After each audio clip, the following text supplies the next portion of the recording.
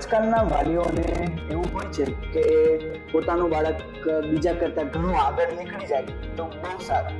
એના માટે એમને બધી જ વસ્તુઓમાં પોતાનું બાળક સૌથી પ્રથમ આવે એવું કરવાની ટ્રાય કરતા હોય છે, અને એ જ સંદર્ભમાં બાળક સૌથી જલ્દી ચાલતું થાય એના માટે વાલીઓ વોકરનો યુઝ કરતા હોય છે. તો આજે આપણે એ જોવાનું છે કે વોકરનો યુઝ કરવો હિતાવહ છે કે નથી. વોકરનો યુઝ કરવો એટલો હિતાવહ નથી, અને જ્યારે તમે બાળકની એજ પહેલા, એટલે કે ચાલવાની એજ પહેલા જો એને વોકરમાં બેસાડવાનું કે ચલાવવાનું સ્ટાર્ટ કરો તો ઘણા પ્રોબ્લેમો આવી શકે છે. જેમ કે બાળકોની હાઇટ ઓછી હોય છે અને વોકરની હાઇટ વધારે હોય છે. તો એ સંજોગોમાં જ્યારે તમે વોકરમાં બેસાડો છો ત્યારે બાળક પોતાના એડી નીચે જમીન પર ટચ નથી કરી શકતું અને એડીઓ આ રીતે હવામાં રહે છે, એને ટીપ વોકિંગ કહીએ છીએ. તો આ રીતે અગર બાળક ચાલવાનું શીખે છે તો એ આગળ જતા પણ આ જ વસ્તુ ફોલો કરે છે, જે ખરાબ વસ્તુ છે.